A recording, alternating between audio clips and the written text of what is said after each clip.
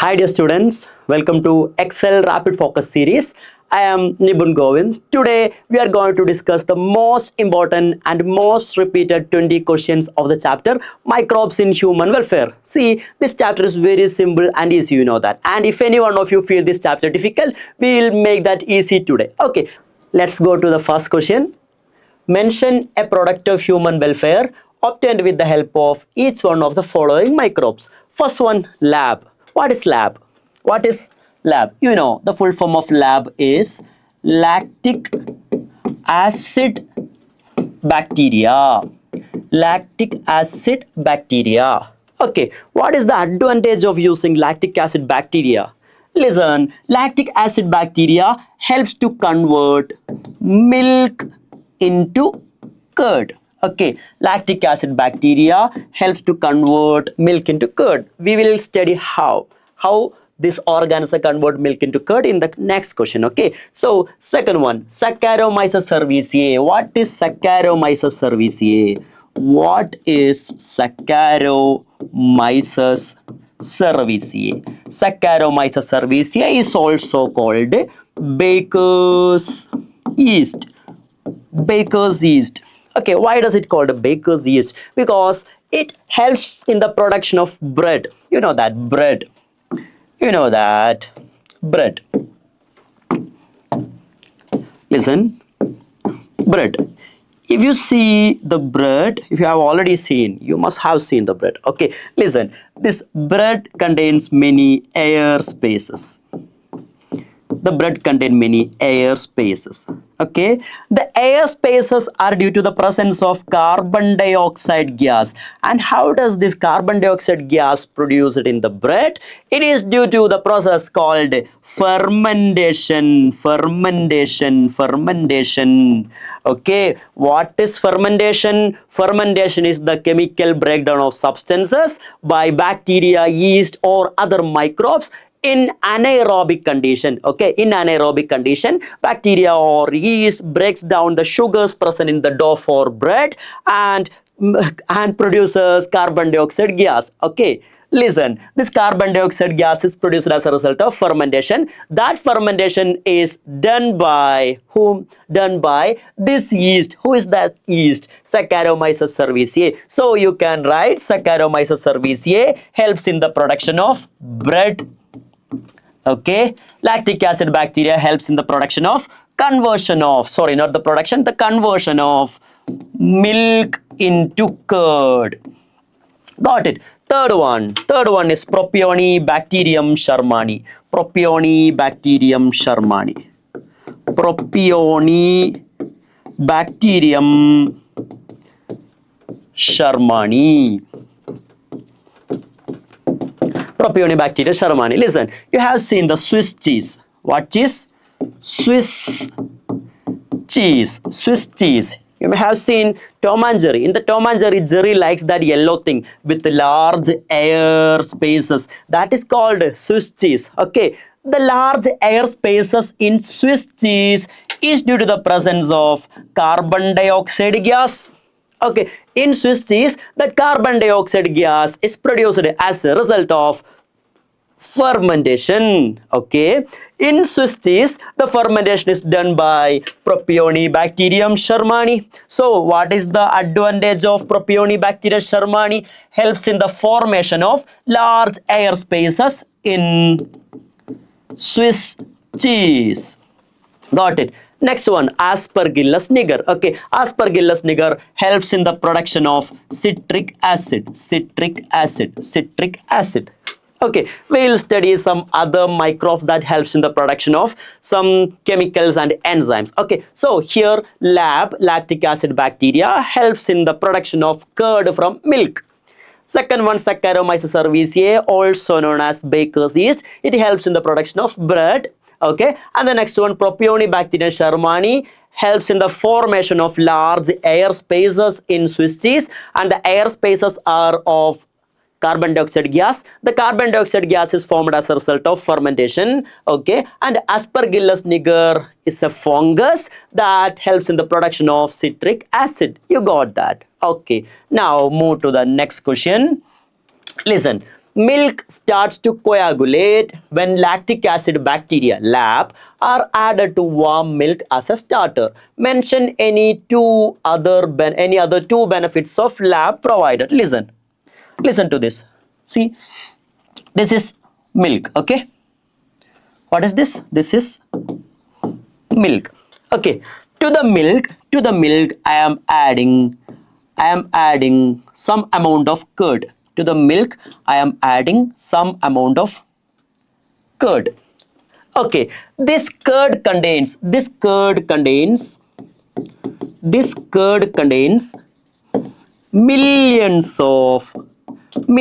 of lactic acid bacteria or lactobacillus. Okay, see, I am added curd to the milk. Okay, but basically I am adding millions of lactic acid bacteria. Okay, see, this is called inoculum. Okay, the small amount of curd that is added to milk as a starter is considered as inoculum. Got it? See, this inoculum or the small amount of curd contains millions of lactic acid bacteria. Okay, this lactic acid bacteria, see, this is lactic acid bacteria, they will grow in the milk. Okay, while growing this lactic acid bacteria will produce lactic acid. Okay, the lactic acid brings two changes in the milk. Okay, first one, it coagulates the milk. The lactic acid coagulates the milk. Okay, and partially digests the milk proteins. Partially digests the milk protein. As a result of these two processes, the milk will be converted into curd. Okay, as a result of these processes, the milk will be converted into curd. Okay, and see, this lactic acid bacteria, see, using this lactic acid bacteria, our body has two advantages. First one, it prevents, the lactic acid bacteria prevents other pathogenic microbes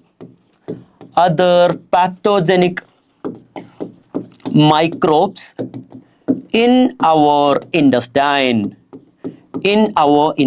See, when we drink curd, we are actually drinking a bunch of lactic acid bacteria. Okay, the lactic acid bacteria can prevent other pathogenic or harmful microbes in our intestine. Okay, the second one, lactic acid bacteria helps to increase vitamin B12 in our body. So this is the answer for this question. See, mention any other two benefits of lactic acid bacteria provides. First one, lactic acid bacteria prevents other pathogenic microbes in our intestine. Second one, lactic acid bacteria helps to increase vitamin B12 in our body. See, and with that you got the process of conversion of milk into curd. See, to the fresh milk we are adding some curd as inoculum or as a starter. This inoculum contains millions of lactic acid bacteria that, while growing, lactic acid bacteria produces lactic acid. The lactic acid brings two changes in the milk. First one, the lactic acid coagulates the milk. Second one, partially digests the milk protein. Okay, and hence milk is converted into curd. Got it? Next one.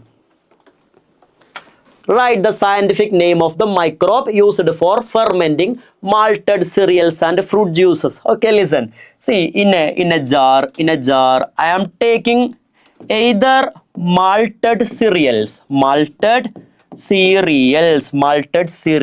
Okay, what are cereals? Rice, wheat, maize, barley. These are cereals. Okay, we are taking malted cereals or fruit juices.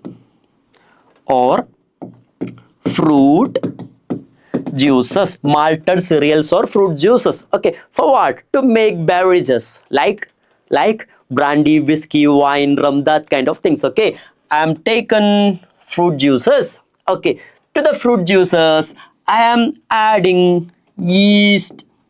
I am adding yeast, not the normal yeast. I am adding brewer's yeast.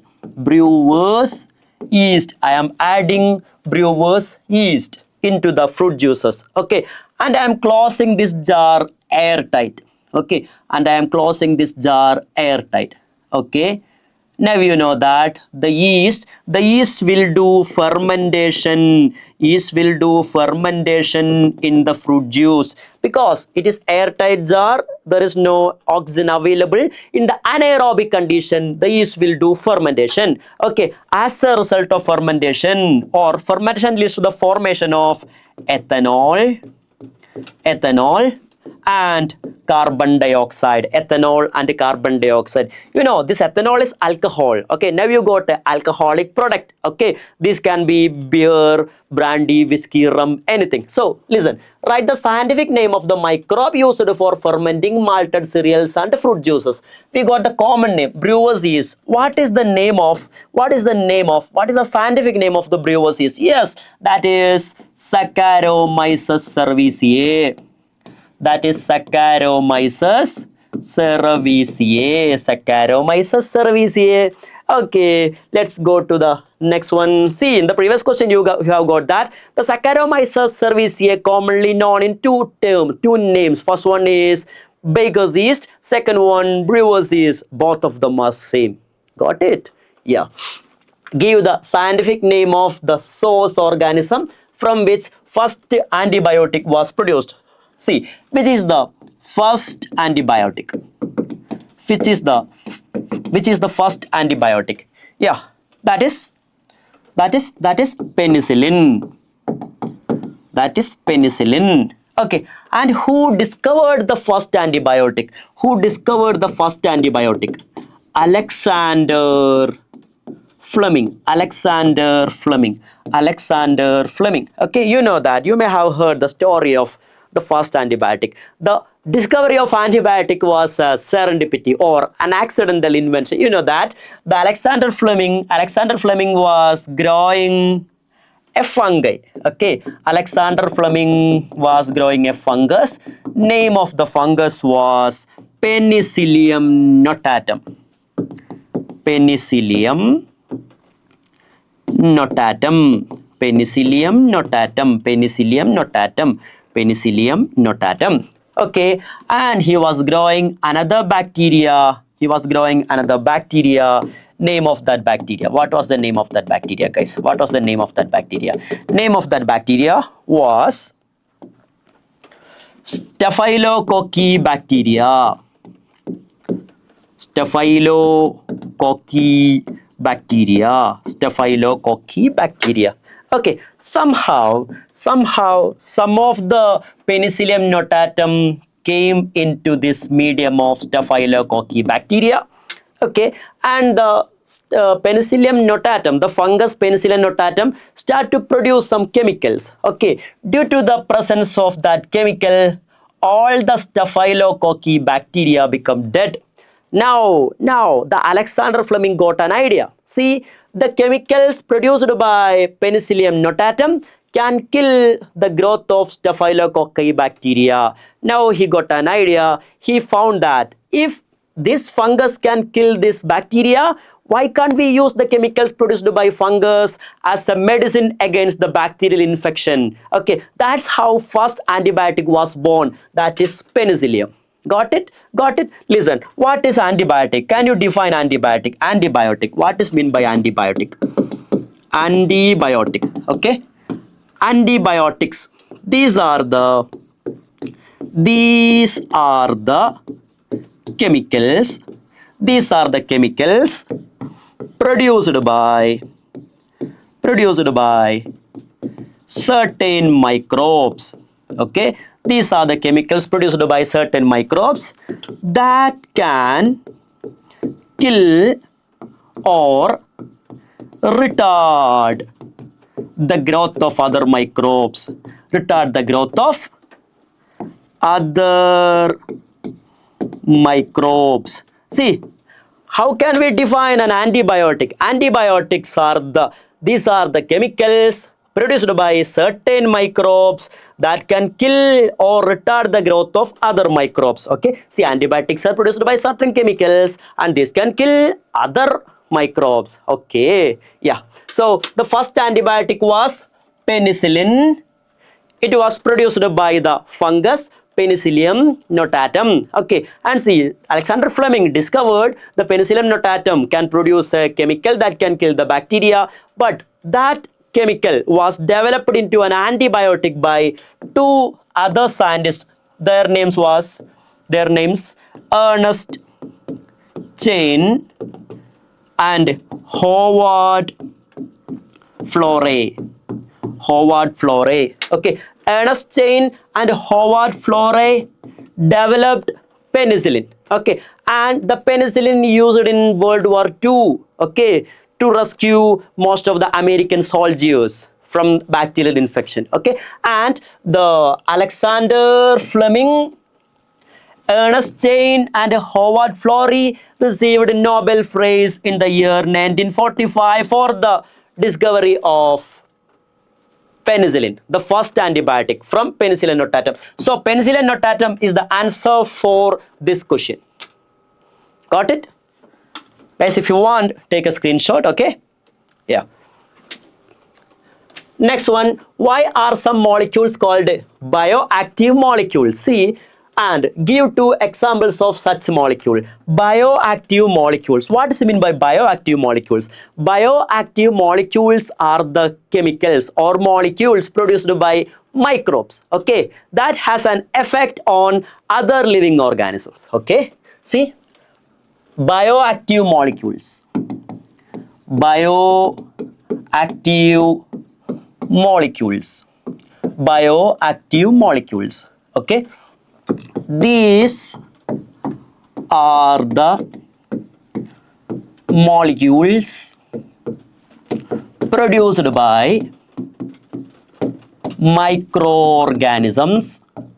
produced by microorganisms that have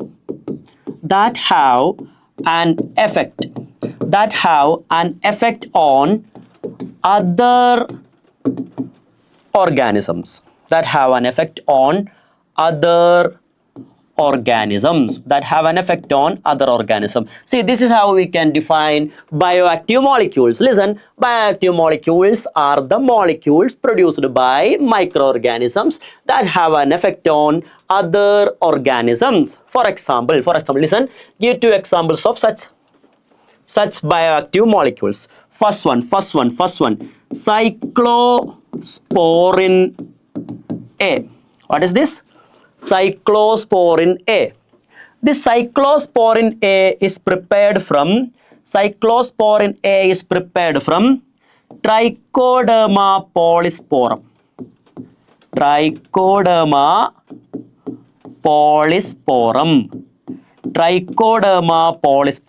Okay, it is a bioactive molecule, cyclosporin A. It is prepared by a fungus called Trichoderma polysporum. Okay, this cyclosporin A can be used as an immunosuppressive agent.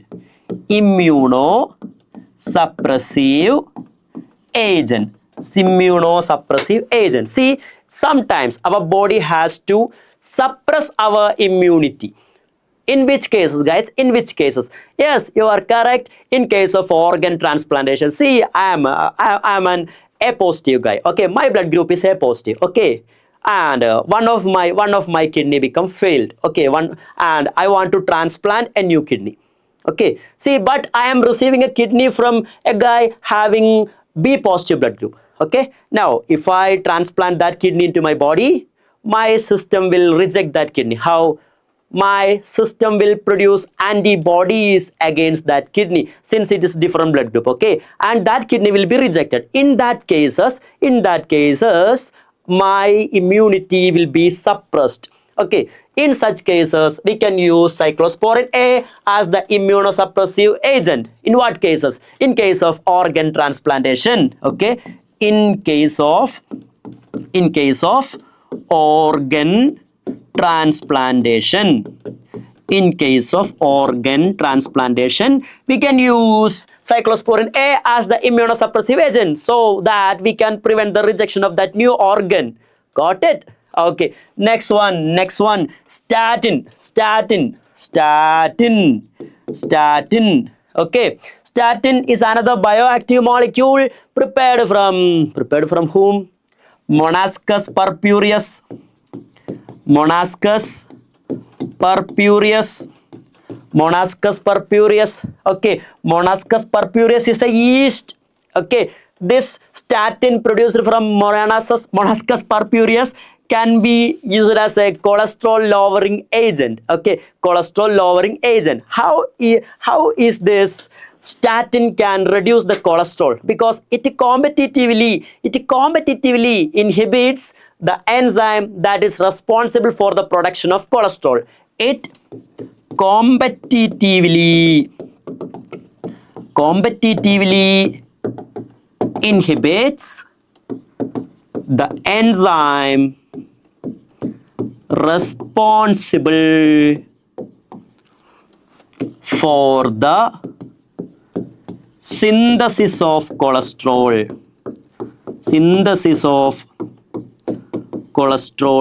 Okay, so statin is a cholesterol lowering agent. Okay, how is this reducing the cholesterol? Statin competitively inhibits the enzyme responsible for the synthesis of cholesterol, and cholesterol will be reduced in our body. Okay, so these are the major bioactive molecules: cyclosporin A and statin. Okay, there is one more. Since there is no space here, can I erase one thing? Oh, otherwise let me take a new page.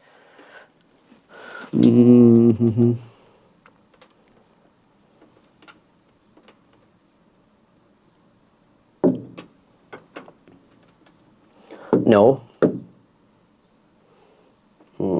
Yeah, otherwise I'll erase this. Okay. Oh, before that, please, if you want, please take a screenshot of this. After that, I'll erase this. Okay. Yeah. Okay. One more thing is there. That is streptokinase. Okay. Streptokinase is an enzyme or a bioactive molecule that is produced from a bacteria called Streptococcus bacteria. Okay, streptokinase is an enzyme produced by Streptococcus bacteria. Okay, this streptokinase acts as a clot buster. Streptokinase acts as a clot buster. See, if this is your blood vessel. If any blood clots in your blood vessel, that blood clots can be broken by this streptokinase. This streptokinase breaks blood clots. Streptokinase breaks blood clots in blood vessels. So we have studied three bioactive molecules. First one, cyclosporin A, produced by Trichoderma polysporum. Second one, statin, Monascus purpureus. Third one, streptokinase, produced by Streptococcus. Got it? And we have studied the effect. Got it? So the next one, see, they asked for 2 and we gave 3. Next one, give the scientific name of the microbes from which cyclosporin A and statin are obtained. See, what a simple question. Come on, tell me. Cyclosporin A.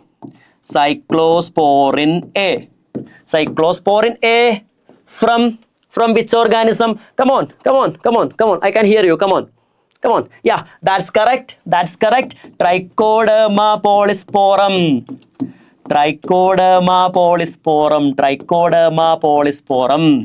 Okay, and which is the next one? Cyclosporin A and statin. Statin is extracted from another yeast. What is the name? Monascus purpureus. Got it? See this cyclosporin A. What is cyclosporin A? Who's that? Cyclosporin A. Come on, come on. We have studied. Cyclosporin A is the immunosuppressive agent in case of organ transplantation. Statin is a cholesterol lowering agent. Okay, yeah. Next one. Name the enzyme. Name the enzyme produced by Streptococcus and its action after being modified. See, come on, you already know that. Streptococcus. Streptococcus is a bacteria that produces an enzyme, streptokinase.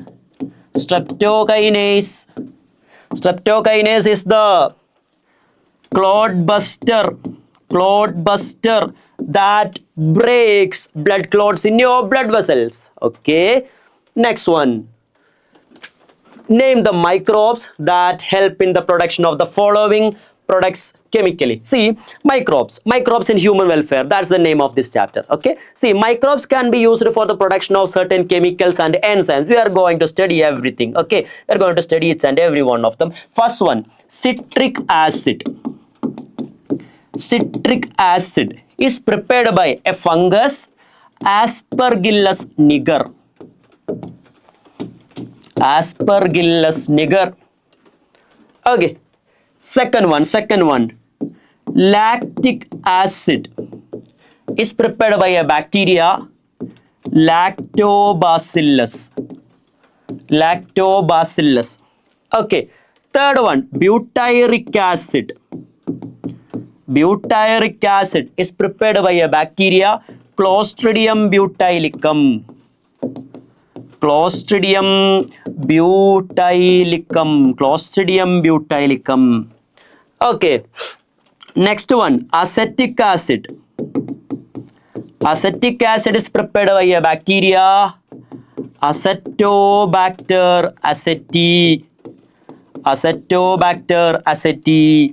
Okay, last one, ethanol. Ethanol is prepared by Saccharomyces cerevisiae.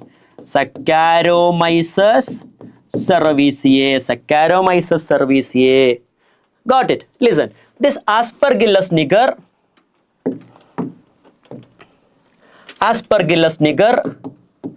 is a fungus.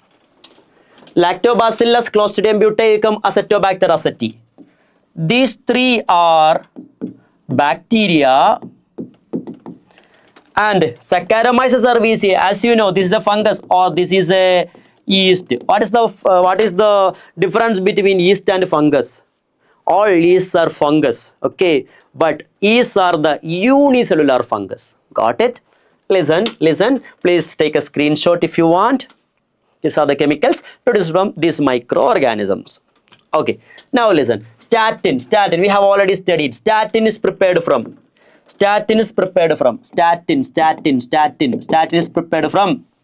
Come on. Monascus purpureus.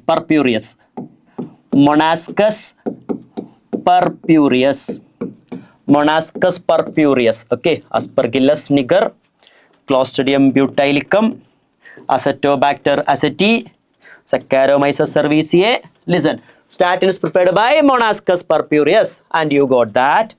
Second one, citric acid prepared by Aspergillus niger.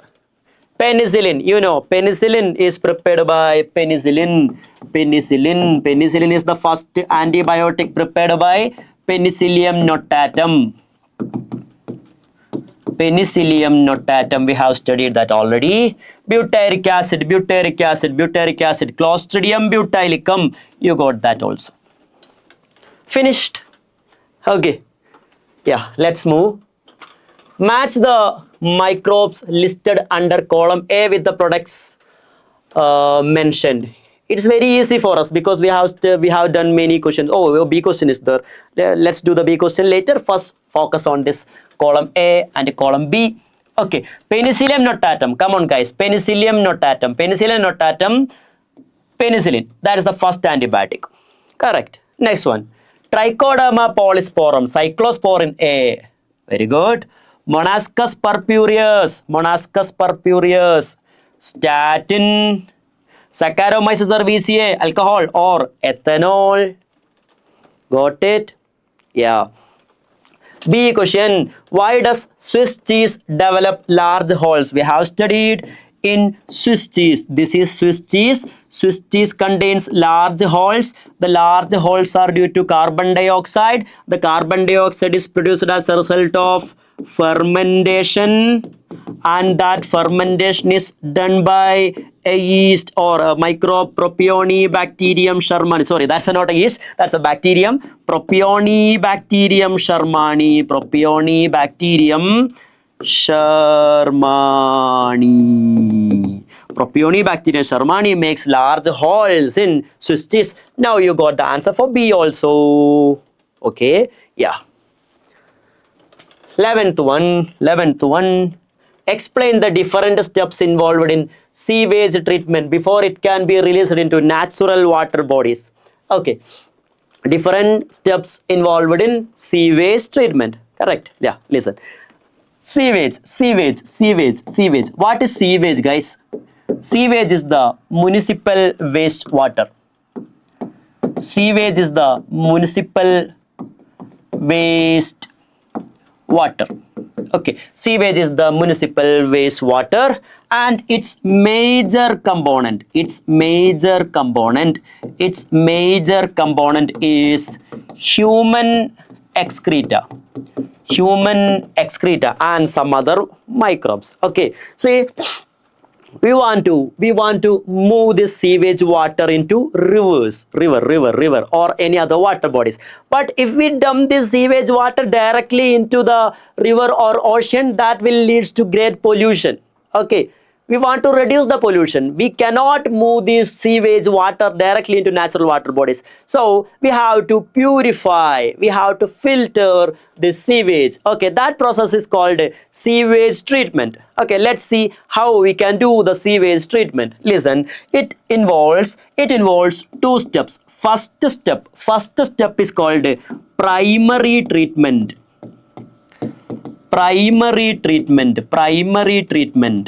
Okay, second step is called, of course, secondary treatment. Primary treatment and secondary treatment. Primary treatment has another name, physical treatment. Secondary treatment has another name, chemical treatment. Physical treatment and chemical treatment. Okay, let's see what's happening in this. So I am going to erase this to write the further things. Okay, yeah.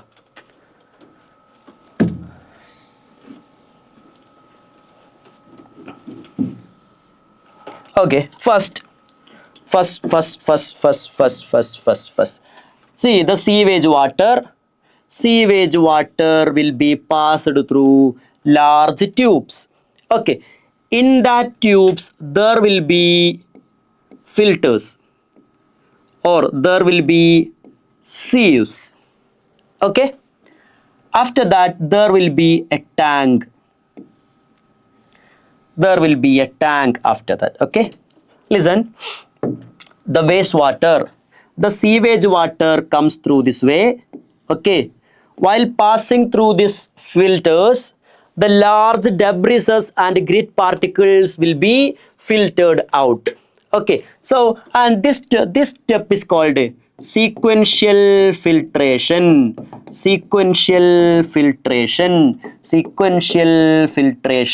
Okay, after sequential filtration, the sewage water will reach to this tank. This tank is called primary settling tank. Primary settling tank.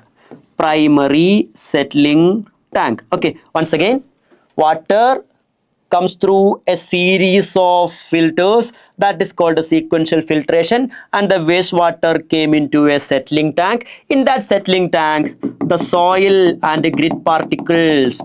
grains and grit particles will be deposited. Can you see these dots?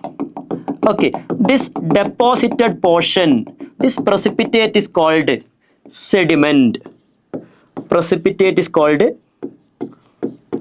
sediment, or we can call this sludge. Okay, the precipitated thing is called primary sludge. Primary sludge. Okay, and there will be the water or supernatant on the top. There will be supernatant on the top. Okay, this supernatant is called effluent. Supernatant is called effluent. Okay, the precipitate is called primary sludge and the water is called effluent. Okay, as the next step, the effluent will be passed into another large aeration tank. Okay, another large aeration tank. Okay, the name of this tank is large aeration tank. Large aeration tank. See, from here onwards the secondary treatment starts. Okay, see, before this yellow line it is primary treatment or physical treatment. After this line the secondary treatment. Okay, in this new two steps, first one sequential filtration, second step sedimentation. Sequential filtration and here sedimentation. Sequential filtration and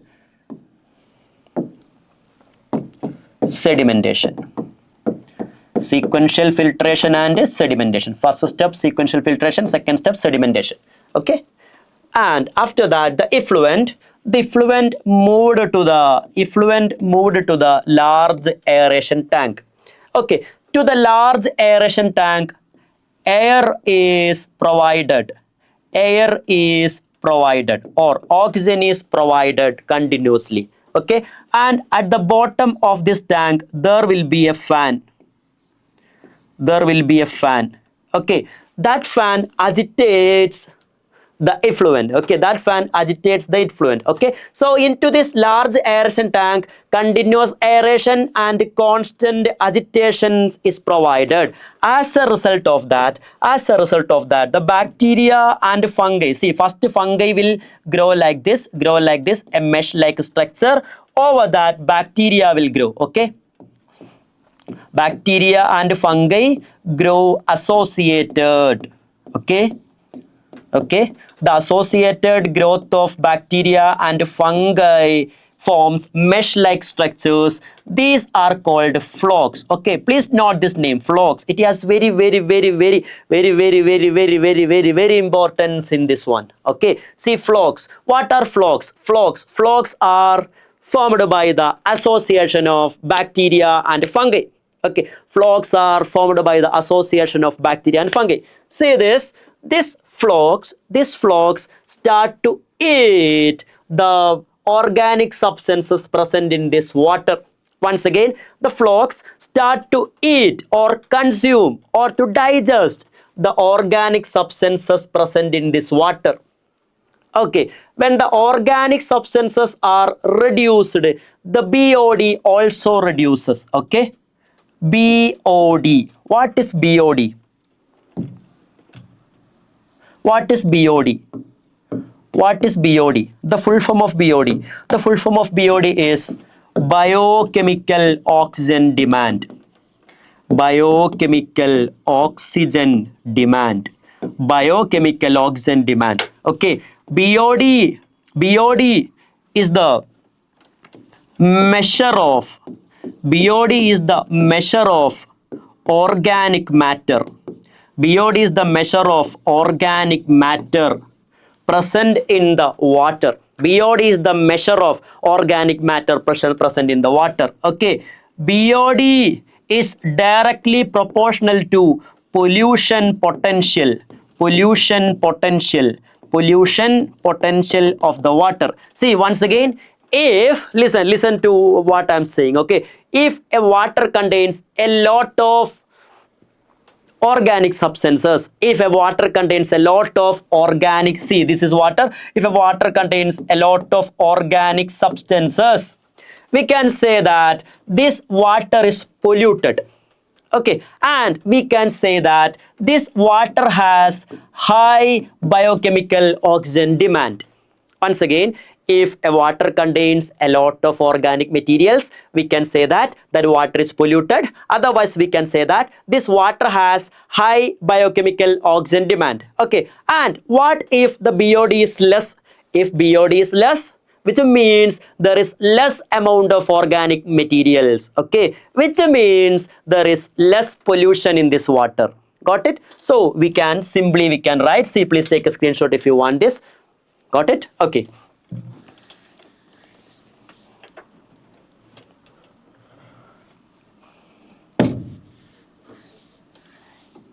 Listen.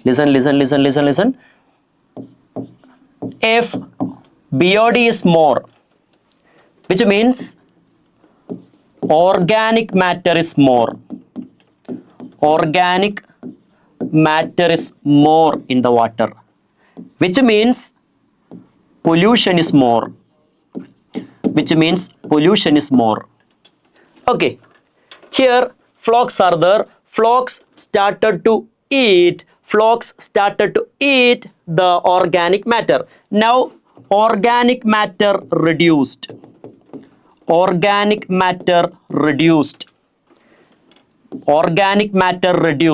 which means BOD is reduced, which means pollution is reduced. Okay.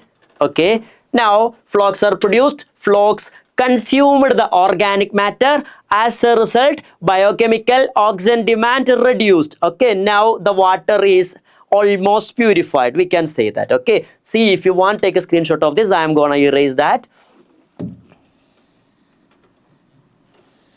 Okay, now since the BOD is reduced to maximum, the remaining thing is moved into next tank. Remaining things are moved to the next tank. Okay, remaining things are moved to the next tank. In this tank, listen, in this tank the frogs are deposited. In this tank the frogs are deposited.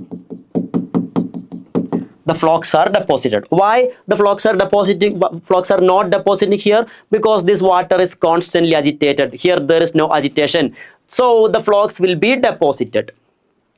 Okay, the frogs will be deposited, and the water present here will be passed to natural water bodies. Okay, and this deposited sludge is called activated sludge. The deposited sludge is called activated sludge. You know, sludge is formed by the association of bacteria and fungi. Okay, and some amount of this sludge is transferred back to this large aeration tank as a starter or as an inoculum. Got it? Now listen, since the filtered water moved to the natural water bodies, the remaining activated sludge, listen, the remaining activated sludge will be passed to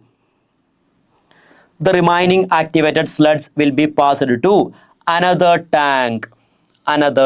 Okay, the activated sludge or the frogs are passed into another tank. Okay, name of this tank is anaerobic sludge digester. Okay, to this anaerobic sludge digester we are adding anaerobic bacteria.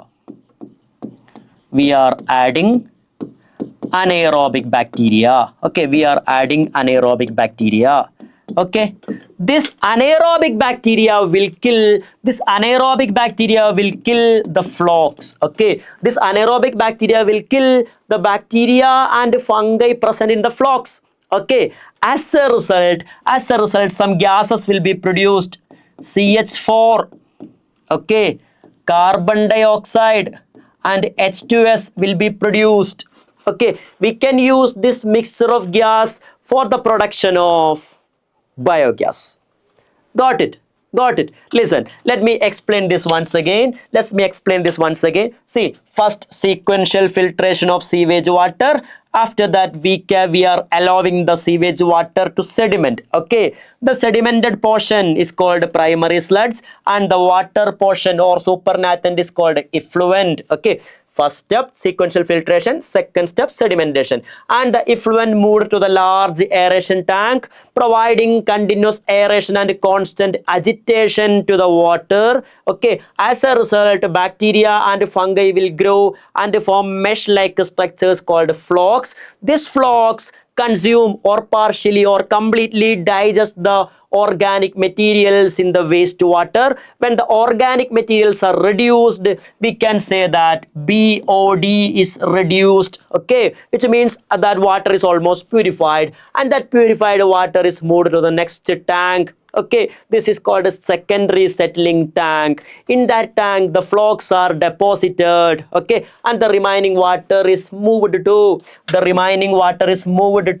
natural water bodies like rivers, okay, or ocean, okay, and this activated sludge, some part of activated sludge or floc transferred back to large aeration tank as a starter for this activity, and the remaining activated sludge moved into another tank called anaerobic sludge digester. To that tank we are adding anaerobic bacteria. That anaerobic bacteria kills the bacteria and fungi present in flocs. As a result of that activity, a mixture of gases produced, methane, carbon dioxide and H2S. We can use this thing for the production of biogas. Okay, one more thing. The anaerobic bacteria added to this anaerobic sludge digester is methanogens. Got it? Methanogens. So look at the question. Explain the different steps involved in sewage treatment before it can be released into natural water body. Which are the steps? Sequential filtration, sedimentation. These are coming under primary treatment. After that, yeah, moving into large aeration tanks, allowing the flocs to grow. Flocs reduces BOD. After that, moving into secondary settling tank, activated sludge is moved into the next tank, anaerobic sludge digester, okay, and methanogens are added to the sludge digester and forms biogas. The remaining water is moved into natural water bodies. Now we got the answer for this question. Let's move to the next one. During secondary treatment, the chemical treatment of the primary effluent, how does the significant decrease in BOD occurs? You know that. What is BOD? BOD is biochemical oxygen demand. Biochemical oxygen demand. Biochemical oxygen demand. BOD is the measure of organic matter. Measure of organic matter. BOD is the measure of organic matter present in the water. Organic matter present in the water. Present in the water. Okay. BOD is directly proportional to pollution potential. BOD is directly proportional to pollution potential. Okay. When the organic matter, see, flocs digests the organic matter. Flocs digest the organic matter present in the water. Okay. As a result, biochemical oxygen demand decreases. See, when flocs digest the organic matter, BOD decreases. Now you got the answer. During secondary treatment of the primary effluent, how does the significant decrease in BOD occurs? Because flocs digest the organic matter and pollution decreases, BOD also decreases. Got it? Okay. Next one. Yeah. mention the information that the health workers derive by measuring BOD of a water bodies. BOD directly proportional to pollution. Okay, if BOD is more, we can conclude that more pollution. Okay, if BOD is more for a water, we can conclude that the water is more polluted. Got it? Next one. Why are flocks important in biological treatment of wastewater? Because flocks reduce BOD. Flocks reduce BOD by digesting organic matter. By digesting organic matter present in the sewage water. Okay. Explain the function of anaerobic sludge digester in sewage treatment plant. Okay, anaerobic sludge digester. See, this last tank is called anaerobic sludge digester. Listen, anaerobic sludge digester. To this, we are adding flocks. Okay, we are adding flocks, and to the tank we are adding anaerobic bacteria. We are adding anaerobic bacteria. Anaerobic bacteria. Example, methanogens. Methanogens are methane generating bacteria. Methanogens are methane generating bacteria. The methanogens will kill or digest the flocks. As a result, some gas will be produced. Which are those gases?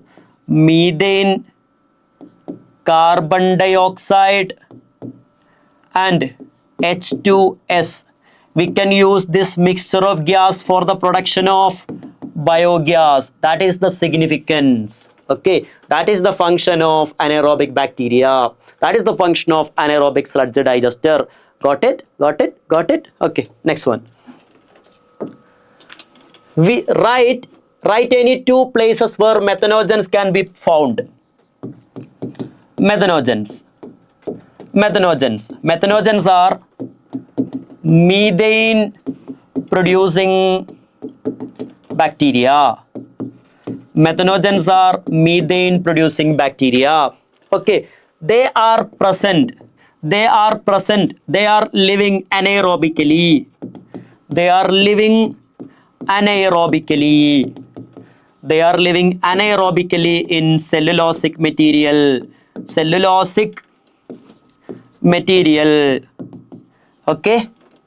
Okay, methanogens are the bacteria living anaerobically in cellulosic material. Cellulosic material means the grasses. Okay, the grasses contain cellulose. The cell wall of plants made up of cellulose. Okay, in grasses they live anaerobically. Okay, when the cow eat the grass, that bacteria will reach into the stomach of the cow. Got it? Otherwise, the methanogens are already present in the rumen of cattle. Okay, present in the rumen of cattle. Present in the rumen of cattle. Okay, rumen of cattle. Rumen. What is rumen? Rumen is one of the chamber of the cow's stomach. Okay, you know that the stomach of cow has 4 chambers. One of the chamber is called rumen. Okay, in the rumen there will be partially digested grass and plant parts. Okay, in that plant parts the anaerobic bacteria, the methanogens grow anaerobically in the rumen of the cattle. Okay, another place where we can find methanogens, anaerobic sludge digesters. Anaerobic sludge digesters of sewage treatment plants. See, we can find methanogens in 2 places. First one in rumen of cattle, second one in anaerobic sludge digesters. Got it? Okay, let's move to the next question. What are biofertilizers? Describe their role in agriculture. Why are they preferred to chemical fertilizers? Listen. Biofertilizers. Biofertilizers. See, biofertilizers are the microbes that can increase the soil fertility. Okay, biofertilizers are the microbes that can increase the soil fertility. Example, rhizobium. Rhizobium is a bacteria. Rhizobium is a bacteria that present in the roots of leguminous plants. They can fix nitrogen in the soil. Listen, this is soil, this is leguminous plant, this is the root. This is the root of leguminous plant. In the root of leguminous plant, there will be structures called root nodules. Inside the root nodules, there will be some bacteria present. Okay, such bacteria are called rhizobium. Okay, rhizobium bacteria present in the root nodules of leguminous plants. They can fix nitrogen in the soil. So rhizobium can be considered as a biofertilizer. Second group. The first group, rhizobium. Second one, azotobacter and azospirillum. Okay, these are the free living bacteria in the soil. See, this rhizobium is not free living. Rhizobium bacteria is attached to the roots of leguminous plants, but azotobacter is a free living bacteria in the soil. They can also fix nitrogen in the soil. Okay, now we go to third one. Third one is cyanobacteria,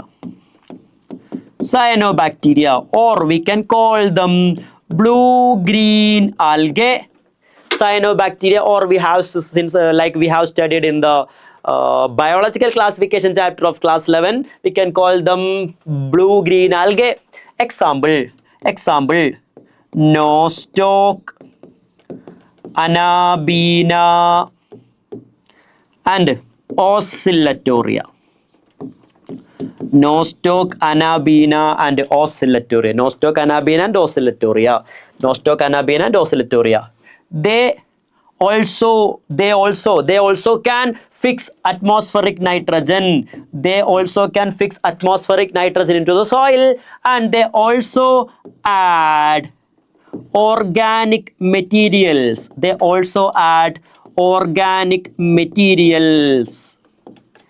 Into the soil. They also add organic materials into the soil.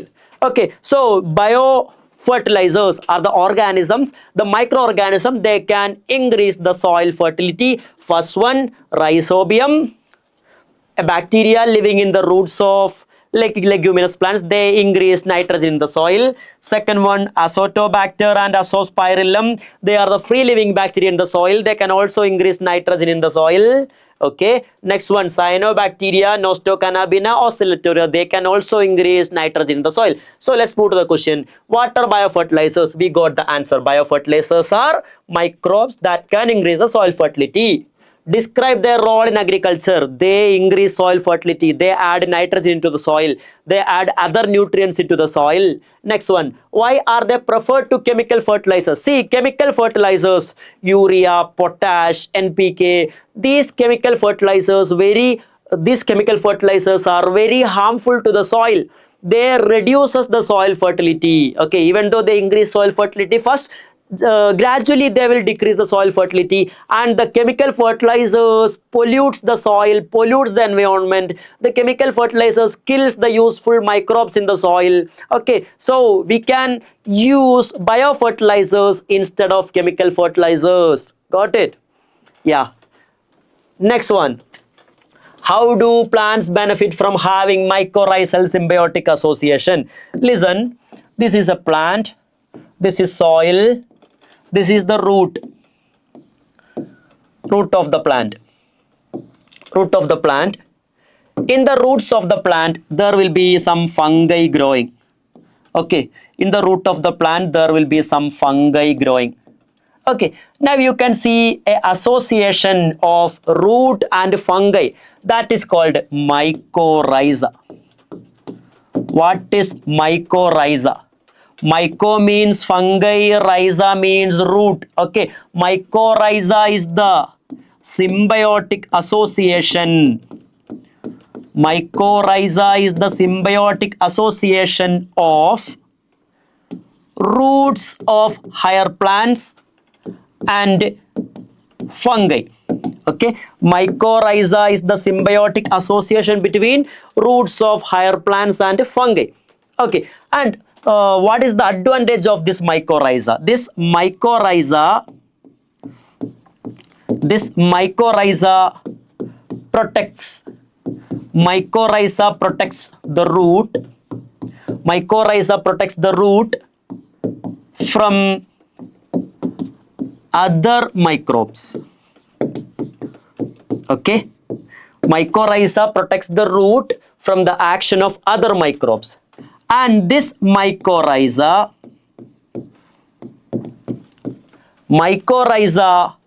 provides phosphorus.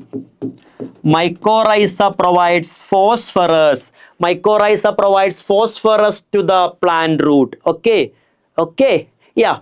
Listen, and this mycorrhiza is formed by certain fungi only. Not all fungi can form the mycorrhiza. Mycorrhiza formed by the fungi of genus Glomus. Okay, there are different fungi. Even though the fungi of genus Glomus, only they can form mycorrhiza. Mycorrhiza is formed by fungi of genus Glomus. Okay, mycorrhiza is the symbiotic association of root of higher plants and fungi. Okay, this fungi provides protection to the root. Fungi provides phosphorus to the root. Got it? How are the members of genus Glomus? How are the members of genus Glomus useful to organic farmers? They form mycorrhiza. Glomus, they form mycorrhiza. Okay, mycorrhiza. We have studied what is mycorrhiza. We have studied what is the advantage of mycorrhiza. Next one. Your advice is sought to improve the nitrogen content of the soil to be used for cultivation of a non-leguminous terrestrial crop. A. Recommend 2 microbes that can enrich the soil with nitrogen. 2 microbes that can enrich soil with nitrogen. Okay, first one, azotobacter. Second one, azospirillum. Azotobacter and azospirillum, they can fix atmospheric nitrogen into the soil. They can fix atmospheric nitrogen into the soil. Now you got the answer for the A question. Recommend 2 microbes that can enrich soil with nitrogen. Azotobacter and azospirillum. B question. Why do leguminous crop not require such enrichment of the soil? Leguminous plant does not require any fertilizers, because leguminous plants, see, this is the answer for A. Now B. Okay, you know that in case of leguminous plants, their roots contain Rhizobium bacteria. Their roots contain Rhizobium bacteria. Is already there. Okay, why do leguminous crop does not require such enrichment of the soil? Because even if we don't give any nitrogen fertilizers to the soil, the leguminous plants can grow because their root already contains Rhizobium bacteria. They also fix atmospheric nitrogen into the soil. Got it? Okay. The last one, since we said by doing this 20 questions we will finish all this chapter. We'll discuss the whole portions of this chapter. Okay, listen. Why should biological control of pests and pathogens be preferred to the conventional use of chemical pesticides? Explain how the following microbes acts as biocontrol agents. See, biocontrol agents. Okay, what is mean by biocontrol? Biocontrol. Okay, in order to kill the aphids, in order to kill the the pests that damage our crops, we can use another organism. That is biocontrol. Using some organisms to kill the harmful organisms. That is called a biocontrol. For example, in order to kill aphids, we can use the natural predator of the aphid, that is ladybird. Another one, in order to kill mosquitoes in our field, we can use dragonfly. Dragonfly is the natural predator of mosquitoes. So by using ladybird we can prevent aphids. By using dragonfly we can reduce the amount of mosquitoes. Okay, once again, by using ladybird we can kill aphids. By using dragonfly we can kill mosquitoes. This is an example for biocontrol. But here the question is given, Bacillus thuringiensis.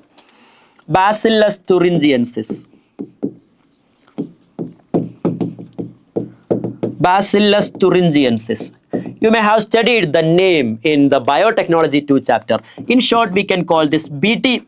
Okay, Bacillus thuringiensis is a bacteria that produces a insecticidal protein. That produces an insecticidal protein called cryprotein. Okay, this cryprotein kills.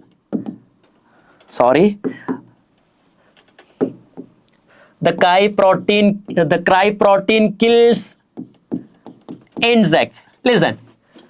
Explain how the following microbes acts as biocontrol agents. Bacillus thuringiensis is a bacteria that produces a cryprotein.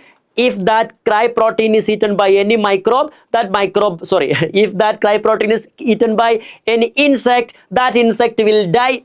Okay, that's why this cryprotein is called as an insecticidal protein. Got it? Okay, second one, nucleopolyhedrovirus. Nucleopolyhedrovirus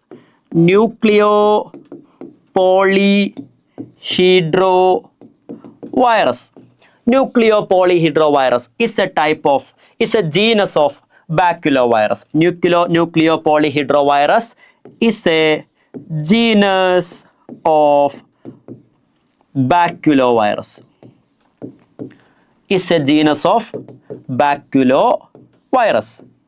Okay, that kills insects and arthropods.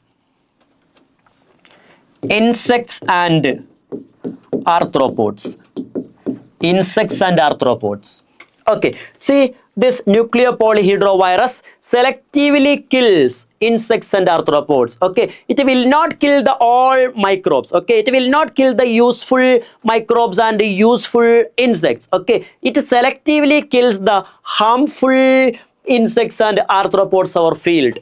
Got it? So we can use the nucleopolyhedrovirus as a part of integrated pest management program. Since this virus will not kill the useful organism, it selectively kills narrow spectrum insects and arthropods. Got it? Now we have got the answer for this one also. So by doing this 20 important questions, we have covered the 100% topics of this chapter. Okay guys, so let's see with another chapter. Bye.